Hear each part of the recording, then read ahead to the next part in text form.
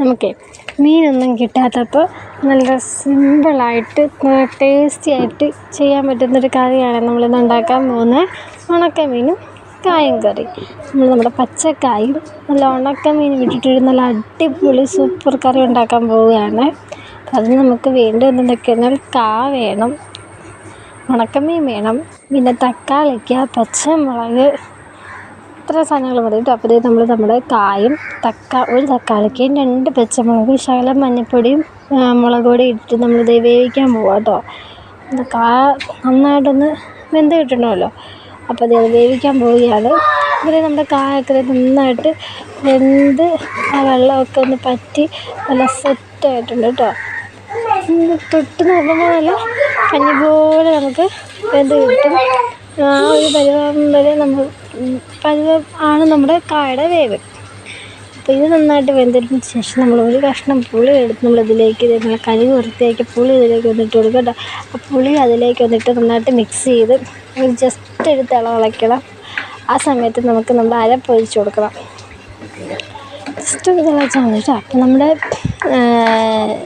Channel ആദ്യമായിട്ട് കാണുന്നവരുണ്ടെങ്കിൽ ഒന്ന് സബ്സ്ക്രൈബ് ചെയ്ത് നമ്മൾ ചെയ്യണം കേട്ടോ. അപ്പോൾ ഇഷ്ടപ്പെടുകയാണെങ്കിൽ എല്ലാവരും ട്രൈ ചെയ്യണം ഈ കറി. അപ്പോൾ പുളിയൊക്കെ ഇട്ട് ആ വെള്ളം ഒന്ന് തിളച്ചിട്ടുണ്ട് കേട്ടോ. ഇനി ഇതിലേക്ക് നമ്മൾ അരച്ച് വെച്ചിരിക്കുന്ന തേങ്ങ, അതായത് തേങ്ങയിലേക്ക് ശകലം മഞ്ഞൾപ്പൊടിയും മുളക് പൊടിയും 2 ചുവന്നുള്ളിയും കൂടെ ചേർത്ത് നന്നായിട്ട് അരച്ച് വെച്ചിരിക്കുന്നത് അത് നമ്മുടെ വെന്തിരിക്കുന്ന കായയിലേക്ക് നമ്മൾ ഒഴിച്ച് കൊടുക്കുന്നുണ്ട്. ഒഴിച്ചിട്ട് നന്നായിട്ടൊന്ന് ഇളക്കി കൊടുക്കാം. അതിലേക്ക് നമ്മൾ ശകലം വെള്ളം കൂടെ ഒഴിച്ച് കൊടുക്കാം കേട്ടോ. കാരണം അതിൻ്റെ ഒരുപാടാകരുത്, കുറച്ചതിൻ്റെ ഒരു പാകത്തിന് വെള്ളം ഒഴിച്ച് നമുക്ക് നന്നായിട്ടൊന്ന് മിക്സ് ചെയ്ത് കൊടുക്കാം. പിന്നെ നമുക്ക് നിങ്ങളുടെ ആവശ്യത്തിന് എത്രയാണോ അത്ര ഉപ്പ് നമുക്ക് ചേർത്ത് കൊടുക്കാം. പിന്നെ അത് കുറച്ച് ഒരുപാട് നല്ല നമ്മുടെ മീൻ ഓൾറെഡി ഉപ്പുള്ളതാണ്. നമ്മുടെ ചാറിന് ആവശ്യമായ ഉപ്പ് നമ്മളിത് ഇട്ട് കൊടുക്കുക കേട്ടോ. ഇട്ടിട്ട് നമുക്ക് നന്നായിട്ടൊന്ന് ഇളക്കി കൊടുക്കാം. അത് നന്നായിട്ട് ഇളക്കി ഒന്ന് തിളച്ച് കുറുകി വരുന്ന സമയത്താണ് നമ്മൾ മീൻ ഇതിലേക്ക് ചേർക്കാൻ പോകുന്നത്. ഇപ്പോൾ നമ്മുടെ ചാറ് കുറുകി വന്നിട്ടുണ്ട്. ഇപ്പോൾ നമ്മൾ കഴുകി വൃത്തിയാക്കി വെച്ചിരിക്കുന്ന മീൻ ഇതിലേക്ക് ചേർത്ത് കൊടുക്കുക. ചാറൊഴിച്ച സമയത്ത് നമ്മൾ ചേർത്ത് കൊടുക്കാതിരുന്നത് വേറൊന്നും കൊണ്ടല്ല, മീൻ പൊടിഞ്ഞു പോകാനുള്ള സാധ്യതയുണ്ട് കേട്ടോ. അപ്പോൾ ഇത് കുറുകി വരുന്ന സമയത്തിട്ട് നമുക്ക് മീൻ കഷ്ണത്തോടെ കിട്ടുമല്ലോ, പൊടിയാതെ.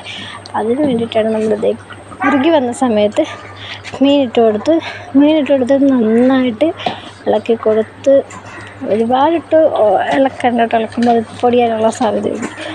മീനെല്ലാം ഇട്ട് നമുക്കൊന്ന് നന്നായിട്ട് മിക്സ് ചെയ്ത് കൊടുക്കാം. ഇനി ഒരു 2-3 തിളയ്ക്കുമ്പോൾ നമുക്ക് നമ്മുടെ കറിയാകും കേട്ടോ. അപ്പോൾ നമ്മൾ മീനൊക്കെ ഇട്ടിട്ട് നന്നായിട്ടൊന്ന് ജസ്റ്റ് ഒന്ന് ഇളക്കി കൊടുക്കുക. ഇളക്കി അത് നന്നായിട്ട് തിളച്ച് കുറച്ചും കൂടെ ഒന്ന് പറ്റട്ടെ. മീനൊന്നും ഇല്ലാത്ത സമയത്ത് വളരെ പെട്ടെന്ന് തന്നെ വളരെ സിമ്പിളായിട്ട് ചെയ്യാവുന്ന ഒരു കറിയായിട്ട് കേട്ടോ ഇത്. അപ്പോൾ നമ്മുടെ കറി ഇഷ്ടപ്പെടുകയാണെങ്കിൽ എല്ലാവരും ലൈക്ക് ചെയ്യാനും ഷെയർ ചെയ്യാനും കമൻറ്റ് ചെയ്യാനും മറക്കരുത്. അപ്പോൾ അടുത്ത നെക്സ്റ്റ് വീഡിയോയിലോട്ട് നമുക്ക് വീണ്ടും കാണാം.